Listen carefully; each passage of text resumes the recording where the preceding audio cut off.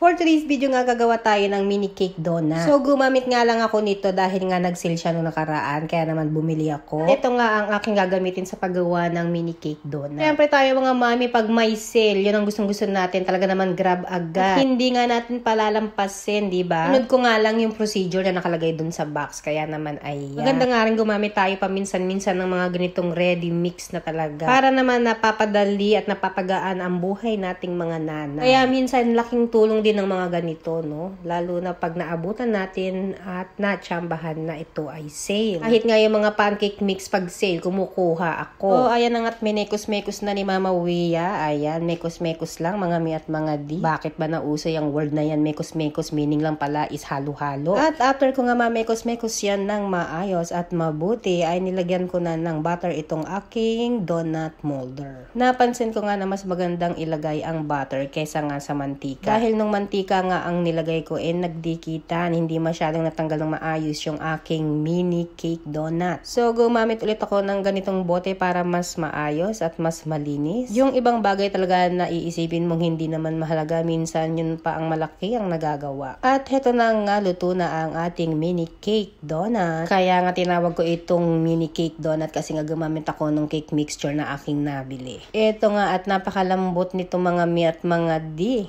Kasi nga ay parang cake nga mga mi. Kaya ayan, habang tinatanggal ko, medyo may mga naiiwan nga na kaunti doon sa aking molder. So, siyempre, after niya, naglagay ako ng panibago doon sa aking molder. At ayan nga, inaalis ko na, hindi ko na ipinakita lahat-lahat ng mga pangyayari dahil nga na-stress si Mama Wia kahapon. At ayan nga ang aking bunso, ang aking taga-tikim. Kada may luto ako, siya lagi ang unang tumitikim. Ayan, at medyo mainit-init pa nga, diba? So, eto na nga yung aking mga naluto at natapos, isinet aside ko siya. At after nyan, gumawa nga ako ng ating pang-glaze. Nagtunaw lang ako ng white chocolate at gumamit nga lang ako nitong aking Nutella dahil nga sang katutak yung Nutella dito, gusto ko nang maubos. Pakulo lang ako ng tubig at nilagay dyan yung ball na may chocolate para nga matunaw. So after matunaw ng mga yan, ng ating white chocolate at ng ating Nutella, sinausaw na natin or dinip na natin yung aking mini cake donut. At para nga mas kaaya-ayang tingnan sa aking mga bagets, kaya naman nilagyan ko yan ng patapping. Nasubukan ko na kasi to sa pancake mixture. Kaya naman trinay ko itong aking